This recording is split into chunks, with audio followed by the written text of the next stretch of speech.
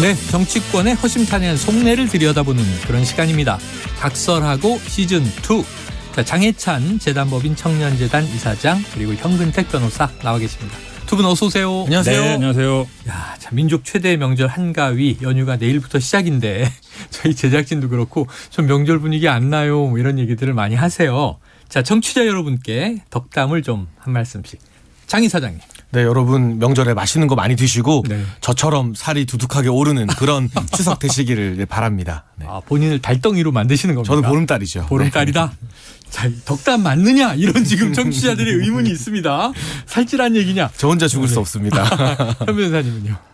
사실 우리 매일 정책 얘기하고 있잖아요. 맞아요. 근데 사실은 일반 국민들은 별로 이제 정치에 관심 없어요. 네네. 네, 특히 이제 명절 때 정책 별로 안 합니다. 사실 저도 그렇고. 그래서 사실 이 명절 끝나고 나면 저같이 이제 변호사하는 분들은 이제 집안 관련된 상담을 되게 많이 받아요. 네, 법적으로. 네, 뭐 재산 문제라든지 아니면 뭐 가족, 부모 재산 문제라든지 네네. 이런 게 많은데 저는 그게 언제부턴가는 좀 오히려 명절이 좀 화근이 되는 경우도 있어서 어려운 문제들 있잖아요. 정치 문제나 뭐 돈 문제나. 네네네. 그다음에 우리가 또 어른들이 뭐 장가 가냐 결혼했냐 뭐 아이고. 이런 그러니까 곤란한 문제들은 제가 취업 보기에 문제, 학업 문제. 안 하는 게 좋다. 네네. 무조건 안 하게 좋고 그냥 그런 문제들은 그냥 나중에 네. 개인적으로 만나서 물어보든지 하는 게 낫지. 아. 꼭 명절 끝나고 나서 사람들이 기분 틀어지는 경우가 되게 많아요. 네네. 네, 그런 일을 좀 조심했으면 좋겠습니다. 변호사시니까 많이 보시나 보다. 별로 궁금하지도 않으면서 네. 평소에 챙기지도 않으면서 명절에만 질문하는 거 안 됩니다. 아, 1년 네. 내내 연락 없다가. 그러니까요. 넌 어느 회사 다니냐? 네. 결혼은 언제 하냐? 자, 이런 거 좀 이제 금기어입니다. 금기어 명절에 명심하시고요. 법적 분쟁으로 갈 수도 있다. 아유, 무서운 얘기네요. 자, 바로 우리가 법적 분쟁 이야기를 해야 되네요. 네, 해야 아니, 되는데. 실제로 통계로도 명절 후에 이혼 소송 접수라든지 아니면 가장 뭐 재산 관련 분쟁이 많은 건 맞아요, 사실상. 네. 명절 이혼 많다 뭐 이런 얘기는 그렇죠. 기사가 예. 나온 지 여러 해가 됐습니다. 자, 그래요. 바로 가보죠. 뭐 내용으로 이 법적 문제 얘기해야 된다고. 김건희 여사 관련 특검법, 이른바 김건희 특검법, 민주당이 전체 의원 명의로 발의를 했습니다. 얼마 전까지는 이 김용민 의원 발의는 12명 정도였는데 민주당 169명 전원 참여, 박홍근 원내대표가 대표 발의자. 굉장히 빠르고 대규모예요. 현 변호사님, 강행의 이유는 뭘까요? 일단 뭐 두 가지 정도죠. 일단 하나는 이제 수사의 형평성 문제. 결국은 이제 뭐 야당이 뭐 특검법 주장하는 때는 항상 그렇죠. 그러니까 검찰이 경찰이 편파적으로 수사한다. 최근에 이제 많이 모습 드러났죠. 그러니까 뭐 소환 조사 할 거냐 말 거냐, 서면 조사 할 거냐 말 거냐 할 때 이제 일단 형평성에서 문제 드러났고. 근데 지금 뭐 김건희 여사 관련된 거는 주가 조작이든 뭐 학력 문제든 다 이제 주가 조작도 뭐 소식이 없고 학력 문제도 제가 보기엔 공소시효 분명히 남아 있는데 공소시효 문제를 이거 불송치한다 그러고. 근데 지금 뭐 김혜경 여사나 이재명 대표 같은 경우에는 뭐 뒤에 다루겠습니다만 제가 보기에 뭐 기소거리 아닌 것 같은데 뭐 일단 소환 통보하고 김혜경 여사 같은 경우 두 번이나 나갔잖아요. 네. 경찰 나가고 검찰 나가고. 이것도 뭐 두 번이나 부를 일인가 싶어요. 한 번 나갔으면 된 건데 왜냐하면 부인하는 취지이기 때문에 네. 그런 걸 본다 그러면 이제 수사 형평성이 일단 안 맞다. 네, 그런 게 있는 것 같고 최근에 이제 지금 주가 조작 관련돼서 새로운 증거들이 드러나고 있잖아요. 이제 그런데도 이제 검찰이 안 움직이고 있기 때문에 가장 아마 이의 제기하는 거는 왜 우리 편은 가혹하게 수사하고 여당 쪽은 다 봐주냐. 이제 이게 제가 보기엔 가장 큰 이유인 것 같습니다. 네. 정 선생님 맞습니까? 근데 저는 이 격투기를 좋아해서 그 예시를 요즘 자주 들고 있는데요. 격투기 예시요? 그 UFC나 이런 격투기 경기 보면요. 네. 패닉에 빠지면 공포에 질리면 무작위로 막 주먹을 휘두릅니다. 그러다가 제풀에 지쳐서 쓰러져요.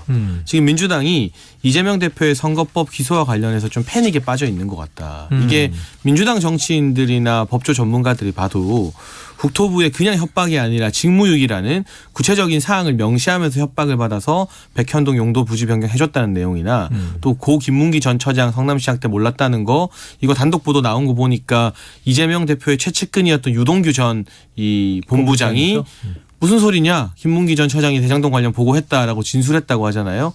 이런 일련의 사항들이 굉장히 위협적으로 느껴지는 것 같습니다. 그래서 허위사실 공표 혐의가 굉장히 엄격하게 다뤄지는 법안인데 이재명 대표의 최측근 7인회 중에 안성의 이규민 전 의원이 고속도로랑 자동차 전용 도로 잘못 표기했다가 의원직이 상실됐거든요. 그 정도로 우리 일반인의 생각보다 훨씬 더 엄격하게 적용되는 법리라는 점을 감안해 보면 사법 리스크를 야당이나 또는 여당 그리고 야당 안에서도 많이 경고했음에도 불구하고 이재명 대표는 만들어놨는데 이게 진짜 현실이 되자 지금 공포에 빠진 민주당이 마구잡이로 주먹을 휘두르는 거 있는 것이 아닌가. 이렇게 되면 무리수 연발하다가 오히려 제풀에 지칠 수 있다라는 조언을 좀 드리고 싶어요. 네. 자, 특검법 내용을 한번 깊이 좀 들어가 보면 이번 법안에서는 새 법안이죠. 이 내용을 좀 좁히고 수정한 대목이 눈에 띕니다. 수사 범위를 도이치모터스 주가 조작 및 학력 위조 혐의 이렇게 한정을 했어요. 요거는 어떤 뭐 이유가 있을까요? 뭐 사실은 뭐 수사 범위 지금 최근에 이제 뭐 새로운 증거들이 드러나고 있죠. 주가 조작은 안 드러나고 있죠. 어쨌든 관여했다라는 거. 그다음에 뭐 거래를 그 5월 20일 이후에는 안 했다는데 이제 녹취록 드러나고 있기 때문에 그런 부분을 이제 반영시키기 위한 거고 학력 경력 부분도 그렇습니다. 학력 경력 부분도 지금 2014년 1학기에 제출된 것이 된 공소시가 지났다. 7년. 그러니까 2021년 내 공소시가 끝났다는 건데 이분이 2016년 1학기에는 대학이 변경됐습니다. 단과대학이. 변경됐기 때문에 단과대학이 변경되면 보통 이력서를 다시 내거든요. 단과대학에 교류를 하지는 않을 거 아니에요. 그럼 2016년 1학기에 이력서를 냈다 그러면 그거는 공소시 7년이면 2023년 1월까지는 공소시효가 있는 거예요. 그런데 지금 뭐 공소시효 끝났다 이러고 있는 거거든요. 그다음에 뭐 각 대학에서 뭐 피해 사실 없다 그러는데 사실은 생각을 해보세요. 조국 장관 아들 미국 시험 문제 뭐 업무방해 얘기할 때는 그 대학에서 뭐 고소해서 한 거예요? 아니에요. 예. 카톡 얘기하다 보니까 나오니까 한 거잖아요. 그러니까 피해 대학에서 먼저 뭐 피해 사실이 있다거나 하거나 이런 건 문제 사실은 범죄의 직접 구성 요건 관계 없거든요. 사기도 마찬가지예요. 사기도 지금 5개 대학에 공소시효 10년이니까 남아 있는데 뭐 대학에서 피해 안 받다 간다. 근데 뭐 부르지도 않고 제대로 서면 조사를 하고 그럼 최소한 뭐 국민대라든지 이런 데는 공소시효가 남아 있는 데 같은 데는 그 이력서라든지 이런 걸 봐야 되거든요. 지금도 국민대 홈페이지에 보면 그 임용 예정자들은 원본으로 학력증명서, 경력증명서 원본으로 올리게 돼 있거든요. 과거에도 그럼 그렇게 했을 거예요. 그럼 그 서류도 남아 있을 거 아니에요. 그 서류를 받아봐야죠. 그럼 2016년 1학기에 학력증명서, 경력증명서를 냈는지 안 했는지 그게 굉장히 중요한 포인트인데 그런 수사를 안 하고 있기 때문에 제대로 좀 수사해라 이런 거죠. 공소시효 남았다, 엄중하다. 그런데 수사는 안 한다. 자, 장인 사장님. 네, 사실 이 특검이라는 것은 기존의 검찰 조사를 믿기 힘들거나 불공정하다고 생각이 될 때 정치권에서 아주 이례적인 사안에 대해서 특검법 등을 합의하거나 발의를 합니다. 그리고 여기에 대해서는 특검을 해야 한다는 국민적 공감대가 필수적 선결 조건이고요. 그런데 이 도이치모터스 주가 조작 의혹에 대해서는 추미애 전 장관과 박범계 전 장관이 법무부 장관을 역임하던 지난 문재인 정부 시절 그 당시 검찰총장은 수사지휘권이나 보고체계에서 완전히 배제가 되어 있었고요. 중앙지검장이 누구였느냐. 그 유명한 이성윤 전 중앙지검장 그리고 박범계 전 장관의 고등학교 후배인 이정수 중앙지검장 체제에서 1년 6개월을 탈탈 털었습니다. 그런데 뭐 민주당에서는 범죄 일람표 말씀하시지만 공식적인 기소 요건에 해당되는 공소장에는 이 김건희 여사의 이름 하나도 언급하지를 못했어요.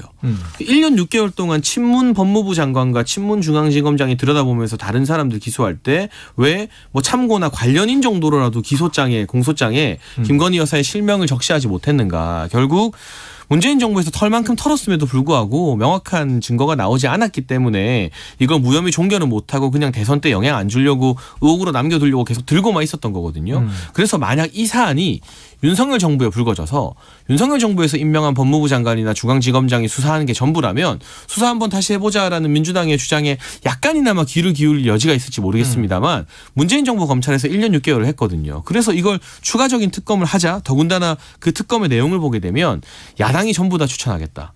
여당의 특검 추천권을 완전히 배제했어요. 그리고 그렇더라고요. 뭐 100번 200번 양보한다 손 치더라도 이 특검의 규모가 과거 이 최서원 씨 그 당시에는 개명 전이니까 최순실 특검 규모랑 똑같습니다. 여기에 대해서 동의하는 국민이 얼마나 있을까. 물론 김건희 여사께서 지난 대선 과정에서 국민적 눈높이와 관련해서 직접 나오셔서 사과 기자회견도 했죠. 그런데 국민 눈높이에 부합하지 못했습니다. 더 낮은 자세로 임하겠습니다라고 사과하는 것과 사법적으로 이런 대규모 최순실 규모의 특검을 발족시키고 뭐 기소를 하고 하는 것은 전혀 별개의 문제거든요. 이렇게 돼버리면 김건희 여사와 관련된 문제를 지금 잘 지켜보고 있던 국민들이 오히려 민주당이 너무 하는 거 아닌가? 너무 무리하는 거 아닌가? 어떻게 출범한 지 6개월도 안 된 정부의 대통령 배우자를 상대로 이렇게까지 무리수를 두나라고 역풍이 불 수도 있겠다라는 생각을 개인적으로는 하고 있습니다. 자, 문정부 때 1년 6개월 탈탈 털었는데 아무것도 안 나왔는데 이 얘기는 뭐 너무 오래 해가지고요. 그, 아니, 그러면 지금 이제 무혐의 처리하면 돼요. 하시라니까. 자신 있으면 검찰이 하시라고. 안 하고 있잖아요. 검찰은 왜 무혐의 그 처리 당시에 그 공정성을 기하기 위해서 조금 더 살펴보는 거였죠.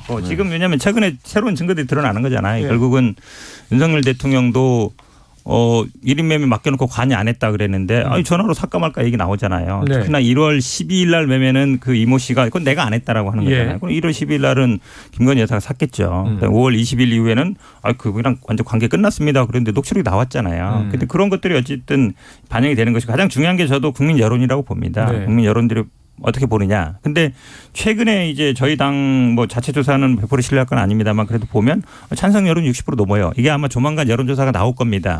김건희 특검법에 찬성 반대. 저는 높을 거라고 봐요. 근데 네. 사실은 지금은 아마 지금 뭐 국민의힘에서 믿는 게 아니 뭐 법사위원장이 있으니까 뭐 통과 안 시키겠지 이러고 있는데요. 어쨌든 패스트트랙 요구권은 5분의 3입니다. 법사위에서. 지금 18명이거든요. 법사위가. 민주당 10명이고. 네. 그러니까 예를 들어서 1명 시대전환 조정훈 의원이 찬성하면 5분의 3이 돼요. 지금은 예를 들어서 국민의힘이 이게 뭐 안 될 거다라 보고 있지만 내년이 만약에 넘어가도 네. 계속 윤석열 대통령 지지율이 뭐 20% 후반 30대 초반에 머물고 있고 만약에 김건희 특검법에 대한 국민 여론이 높다. 그럼 정말 아마 국민의힘에서 먼저 하자고 나올 수도 있다고 봐요. 왜 그러냐면 그래야 선거 치르거든요. 네. 선거 못 치를 수도 있어요. 근데 지금 최근에 보수 언론이 굉장히 중요한데요. 보수 언론의 평론가들이 보면 가족에 대해서 좀 냉정하게 해라 이런 얘기들이 슬슬 나오고 있습니다. 네네. 이 얘기는 뭐냐면 특별감찰관도 없어요. 민정수석도 없고 그러니까 김건희 여사에 대해서 제어할 수 있는 방법이 없어요. 수사기관도 공수처 뭐 수사 대상이지만 수사 안 하고 있고 그러면 이걸 계속 놔둘 거냐. 이 문제들이 제가 보기에 슬슬 아마 여권 내에서 나올 거예요. 그러다 보면 뭐 특검도 받을 수 있다라고 보고 네. 있습니다. 자, 최근에 이제 여론조사 숫자는 상당히 민감해서 조금 전에 뭐 민주당 자체 조사 결과 저 변호사님 언급하신 것은 일단은 유의미하지 않고 앞으로 특검법 관련 여론조사가 나올 것이다 하셨으니까 그때 지켜보는 것으로 하겠습니다. 자, 지금 이게 특검법과 또 별개로요. 이 윤석열 대통령을 고발한 건이 있는데 지금 하나는 아까 말씀하신 도이치모터스 주가 조작 관련해서 당내 경선에서 언급한 말과 틀리다. 그러니까 허위사실 아니냐. 근데 또 이어서 추가 고발 이틀 만에 한 거는요. 나토 순방 장신구 관련해서 이게 이 재산 신고 누락 아니냐라는 취지예요. 그럼 일단은 민주당의 추정은 이거는 본인 재산이다 이렇게 보신 건가요?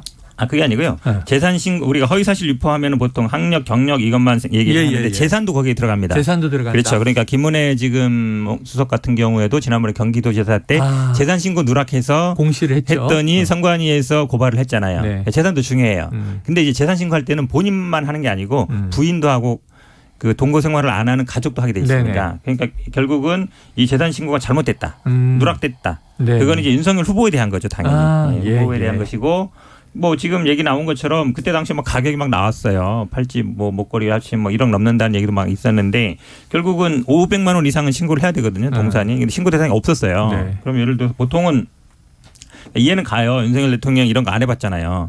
저 검찰총장일 땐 했겠죠. 고위공직자니까. 근데 이제 정치 영역은 아니니까 이걸 막 이제 따지는 않는데 그럼 예를 들어 누락했으면 나중에 수정 신고하거나 하면 되는데 두 개는 빌린 거 하나는 샀다는 거잖아요. 그러면 뭐 누구한테 빌렸는지 네. 아니 샀으면 어디서 샀는지 영수증 나오면 되는 거잖아요. 네. 영수증 없으면 확인서라도 받으면 되는 거고. 근데 그렇게 안 하고 있으니까 이제 어쨌든 저 입장에서는 말이 안 되는 것 같고 그다음에 이거죠. 그러니까 왜 이거 수사 못하는데 뭐 고발하느냐 이 얘기 하잖아요. 박근혜 대통령도 누가 수사했어요? 대통령 때 수사했어요. 윤석열 당시 저 특검에서. 그러니까 대통령이 수사 불가능한 게 아니에요. 기소만 안 되는 거지. 근데 이게 왜 문제가 되냐면 9월 9일은 공소시효 끝나잖아요. 네. 공익선거법은. 내일입니다. 그렇죠. 그러니까 그 주가 조작에 대한 허위 그 발언이나 이 재산 신고에 대한 것들도 다 공소시효 끝나버려요. 그 전에 고발을 안 해두면 나중에 대통령 끝난 다음에도 당시에 뭐 그냥 왜 가만히 있었냐 이 얘기 나오거든요. 그러니까 네. 원래는 사실은 수사는 가능하지만 수사가 안 이루어지겠죠. 그래도 네. 어쨌든 공소시효 만료되기 전에 뭐 고소를 해놓는 거는 중요한 법적으로는 해야 될 조치입니다. 그러니까 이게 소추권이 없기 때문에 수사나 공소시효가 대통령 임기 동안은 이제 정지가 돼요. 네네네. 그리고 대통령 임기가 끝나면 남은 날짜만큼 공소시효가 연장되는데 예를 들면 9월 9일이 내일이잖아요. 네네. 그럼 어제 고발했으면 이제 대통령 임기 끝나면 이틀의 기간이 남는 겁니다. 네네. 그런데 이틀 안에 수사해서 기소하는 게 가능할까요? 그러니까 이건 사실상 민주당도 알고 있는 어떤 정치적인 행위다라고 봐야 되는 것이고 저는 이 이재명 대표의 이 여러 가지 소환 통보와 불출석 그리고 경기도청을 통한 대대적인 압수수색 네. 마찬가지로 여기에 대한 불응과 기소까지가 추석 밥상에 단독 반찬으로 오르는 것을 민주당이 막기 위해서 이게 안 될 걸 알면서도 최대한 범위를 늘리고 말도 안 되는 거 우겨 넣었다고 생각해요. 예를 네. 들면 민주당이 법사위 이슈도 있는데 거기에서 패스트트랙을 타려면 나머지 한 사람인 시대전환 조정훈 대표를 설득하는 게 굉장히 중요하거든요. 예. 근데 오늘 언론 보면 조정훈 대표는 이 특검법에 반대하고 있어요. 일단은 그 만약 민주당이 정말 이걸 되게 할 목적이었다면 추석 반찬용이 아니라 진짜 한번 해보겠다는 네. 거였다면 특검에 관련해서 추천권 하나는 여당에 줬어야죠. 예. 그리고 규모 같은 경우도 현실적으로 줄였어야죠. 이게 아무리 그렇다 한들 아까 말씀드린 것처럼 최순실 특검과 같은 규모인 게 말이 됩니까? 결국 이 친야 성향에 가까운 조정훈 대표마저도 설득하기 힘든 그야말로 그냥 절대 받을 수 없는 걸 올려놓고 네. 그냥 이재명 대표 기소되고 뭐 쌍방울 지금 수사당하고 이화영 전 경기도 부지사가 법인카드 1억 쓴 것만 이야기하지 마시고 요 이야기로도 화제를 좀 돌리고 싶습니다라는 속내가 네. 이런 비현실적인 특검 안 규모에서 나타난다고 생각합니다. 자, 조금 공동- 얘기하면 예. 사실은 이제 뭐 임기 중에 수사할 수 있느냐 없느냐도 견해가 갈려요. 예. 왜냐하면 원칙적으로는 할 수 있다는 견해가 좀 많고 그다음에 시효 중단도 임기 시작과 동시에 모든 게 중단된다는 견해도 있고 아니다 하나씩 봐야 된다는 얘기도 있어서 네. 그러니까 당연히 이거 근데 9월 9일 날 끝난다 해도 나중에 그럼 이틀이 남을 수 있다고 볼 수도 있지만 네네. 다시 그러니까 선거 때부터 아. 이미 취임 때부터 시작된다고 볼 수도 있어요. 예. 그러니까 이건 여러 가지 견해가 자, 갈리는 다른 법적 견해가 있다. 그건 지켜보도록 하죠. 앞으로 어떻게 되는지. 자, 지금 뭐 장해찬 이사장이 이야기를 하면서 자연스럽게 나왔습니다. 네. 첫 번째 김건희 특검법은 현 변호사님이 뽑으신 키워드였고요. 이번에는 이재명 기소 유력. 이게 지금 오늘 속보로 나올 가능성이 크죠? 기소가 된 것 같은데요. 아, 지금 네, 된 것 보도가 같습니까? 나왔던 것 같아요. 그래요? 기소되었다고. 네. 기소할 예정이다. 뭐 이런 식의 단독 보도들이 아. 막 쏟아지고 있어서 기술적으로 정확하게 현재 단계에서 기소가 이뤄졌는지는 모르겠습니다만 네네네네. 대다수의 언론이 제가 라디오 들어오기 전에 보니까 오늘 오후 기소 예정이다라고 기사를 쓰곤 있습니다. 그러니까 검찰은 입장을 정했고 기소 방침인데 예정인데 아직 이제 기소 속보는 나오지 않았습니다. 기소라는 게 뭐 기소장이 넘어가야 되니까 말이죠. 공소장이. 네. 네, 그러니까 이게 공소장이 그렇죠. 이게 행정적 절차입니다. 자, 지금 장 이사장님 얘기는 대장동, 백현동 의혹 관련해서 허위사실 공표 혐의를 받는 이재명 민주당 대표의 기소 여부가 오늘 되는데 기소가 유력하다 이렇게 얘기를 해주셨어요. 현 변호사님 유력합니까?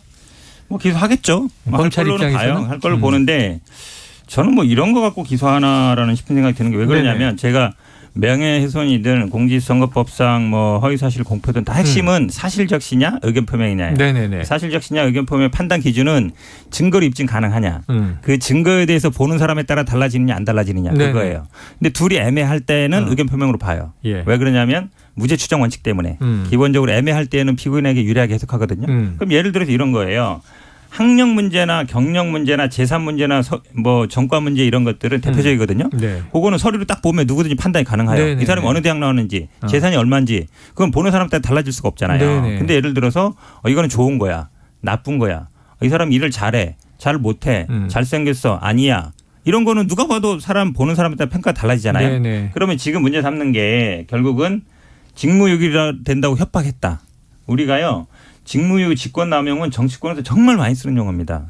협박이라는 얘기도 많이 써요. 심지어 김기현 의원 같은 경우에는 뭐라 그랬냐면 이게 정치 탄압이다 그러니까 검찰을 협박한다. 뭐 이런 얘기가 있었어요. 네. 그거 가지고 그 뭐 허위 사실이냐 이렇게 얘기 안 하거든요. 네. 그다음에 알았다 몰랐다. 그것도 마찬가지예요. 알았다 몰랐다는 얘기는 우리가 뭐 정치인이나 이런 사람들은요. 또 뭐 선거를 뛰어보시면 알겠지만 정말 많은 사람들이 와서 인사하고 알거든요. 만나고. 자, 그 사람 나를 알아요. 근데 내가 그 사람 모르는 경우 굉장히 많아요. 그러면 이제 그건 사람에 따라 다른 거예요. 아는지 모르는지. 네. 왜냐하면 한 번 봐도 아는 사람이 있고 10번 봐도 모르는 사람이 있어요. 물론 10번 봐도 모르면 좀 미안하죠. 그런데 알았다는 증거가 사진이에요. 사진이라든지 골프 쳤다. 근데 기억해 보시면 알겠지만 윤석열 대통령하고 유승민 당시 그 당내 경선 때도 그 특정 부위 침 놓는 분이 윤석열 대통령 수행한 적이 있거든요. 수행해서 막 사진도 나왔어요. 옆에 따라 같이 가고 막 사람 인사시키고. 그 공식적인 수행은 절대 아니었습니다. 어쨌든지 간에 사진으로 전혀 나왔습니다. 본인이 그냥 따라다닌 겁니다. 네네. 사진이 나왔는데 그때도 윤석열 후보는 뭐라 그랬냐면 나는 모른다라고 그랬어요. 그거는 뭐 개인적인 의견 표명할 수 있어요. 근데 만난 적도 없다 그랬어요. 그때 당시에. 사실은 그것도 마찬가지죠. 근데 그런 걸 가지고 아이고 뭐 저거 허위 사실이다 이렇게 얘기 안 하거든요. 그러니까 이런 거는 판단의 영역이에요. 개인의 어떤 의견 표명의 영역인데 이걸 끝까지 제가 보기에 뭐 허위 사실 적시다 이렇게 해서 저는 뭐 기소하는 건 무리하다. 무리한 기소라고 보고 있습니다. 경선 때 이야기를 하시니까 기억이 새록새록 솟아나는데 그 뭐 특정부에 침 놓는 분은 알고 보니까 뭐 바른미래당이나 이런 시절에 오히려 임명장도 받으면서 활동해서 오히려 유승민 그 의견을 제시했던 유승민 전 의원이 곤란했던 기억이 나고 우리가 지지자들이 일방적으로 쫓아다니면서 지근거리에서 사진 찍는 걸 가지고 만났다라고 표현하진 않죠. 하지만 이재명 대표 다른 케이스는 뭐냐. 이 고 김문기 처장 같은 경우는 대장동 개발의 핵심적인 직원이었습니다. 그 사람과 단순히 출장 갔다 온 사진 정도 전무가 아니라 언론 보도대로라면 또 다른 대장동 개발의 핵심 주역인 유동규 전 본부장이 보고를 들어갔다라는 진술이 나왔어요. 이거는 단순히 면식이 있고 없고의 문제가 아니라 대장동 개발 과정에서 이재명 대표가 어느 정도 개입하고 보고를 받았는지와 관련된 아주 중요한 사실이기 때문에 검찰이 이 기소 내용에 넣은 것 같고요. 백현동 같은 경우도 지금 민주당은 협박이라는 건 추상적인 느낌이다. 그냥 중앙부처의 공문을 내가 받아들이기에 따라서는 위협이나 협박으로 느낄 수 있다고도 하는데 저는 직무유기라는 단어가 아킬레스건이 될 것 같아요. 직무유기로 처벌받을 수도 있다고 협박했다라고 말씀하셨거든요. 근데 이건 법 조항이 있는 내용이에요. 그런데 누구도 그런 언급을 했거나 공문에 그런 내용이 남아있지 않다면 기록으로 건조하게 증명할 수가 있어요. 그리고 제가 드리고 싶은 말씀은 이게 끝이 아니다. 이게 시작이다라는 겁니다. 그리고 이재명 대표에 대한 사법 리스크는 저희뿐만이 아니라 민주당의 당권 주자였던 박용진 의원 등도 계속해서 경고를 드렸던 부분인데 9월 9일이 선거법 공소시효 만료이기 때문에 오늘 아마 기소가 되겠지만 이후에 다른 사건들에 대해서 지금 또 가장 주목하는 건 오늘 나왔던 소식이죠. 이화영 전 경기도 부지사. 이재명 대표가 경기도지사할 때 부지사였고 이후에 킨텍스 사장으로 보내는 등 최측근으로 활동했었습니다. 쌍방울의 법인카드를 1억 원 가까이 있었고 정치자금 불법으로 수수한 의혹 등으로 또 압수수색이 되고 있어요. 그러니까 이틀 걸로 지금 하루씩 경기도청 압수수색을 하는데 이건 이재명 대표가 전화라도 한 통 걸어서 김동연 도지사한테 미안하다고 해야 돼요. 자기 때문에 지금 경기도청 압수수색 너무 많이 당한다. 추석 이후에도 줄줄이 아마 공소시효가 임박하지 않은 다른 부정부패 의혹에 대해서는 수사가 계속 이어질 것 같은데요. 이런 리스크를 왜 민주당이 이재명 대표 한 사람 때문에 감당해야 되는 겁니까? 70년 전통의 민주당이 169석의 파워를 이재명 대표 지키는 데 써야 되는 건 아니잖아요. 민생과 관련된 이 여러 가지 법안 내는 데 써야 되는 거지. 그게 참 안타깝습니다. 자, 이화영 전 부지사. 직권남용 이런 거를 만약에 뭐 허위 사실을 걸기 시작하면요. 앞으로 여의도에서 나만 할 사람 없어요. 우리도 나와서 맨날 얘기하잖아요. 그거 수사 안 하면 직무유기입니다. 그런 얘기 하지 마세요. 협박입니다. 이런 얘기 하거든요. 이거는 이제 평가 영역이다 말씀드리고 예를 들어서 당시에 중앙부처에서 뭐 예를 들어서 이게 뭐 용도 변경 해줘야 된다든지 이렇게 얘기가 나오면 협조 공문은 많이 있습니다. 언론 보도가 그 근거로 삼을 수 있어요. 그러니까 언론 보도 있었다는 얘기가 있었기 때문에 그렇고 지금 저는 뭐 이화영 부지사 그 부분은 이제 보고 있는 것 같은데 이게 지금 검찰이 정말 이재명 지사 관련된 게 할 게 없나 보다. 왜냐하면 이 변호사비 대납 관련해서도 대납 안 받았다 이거에 대해서 허위 사실 아니라는 거잖아요. 기소 못했다는 얘기거든요. 대납 받은 걸 입증 못한 거예요. 쌍방울도 보면. 이 쌍방울 관련해서는 아마 탈탈 털는 것 같은데 지난번에 뭐 20억이 뭐 갔다 이런 얘기도 보도 있었잖아요. 별 얘기가 없었죠. 왜냐하면 그게 다른 건이었거든요. 전원사채 얘기도 마찬가지고.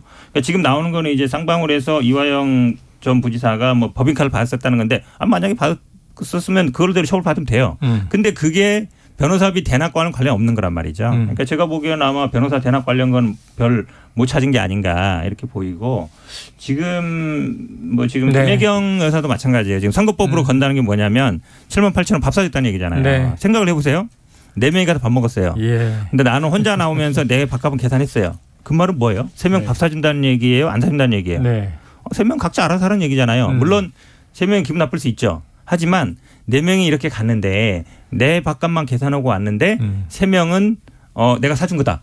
그렇게 해석하는 것 자체가 이상하잖아요. 그러니까 제가 보기엔 검찰이 되게 무리하게 몰아가고 있어요. 이게 여러 가지 건이 있다 보니까 이 시간이 많이 넘어갔습니다. 자, 각설하고 시즌2 오늘은 여기서 마무리하겠습니다. 아직 남은 혐의가 많은데 벌써. 아쉽네요. 많은데 계속 이어가야죠. 뭐 계속. 자, 장혜찬 재단법인 청년재단 이사장, 현근택 변호사였습니다. 오늘 두 분 말씀 고맙습니다. 고맙습니다. 명절 잘 보내세요. 네.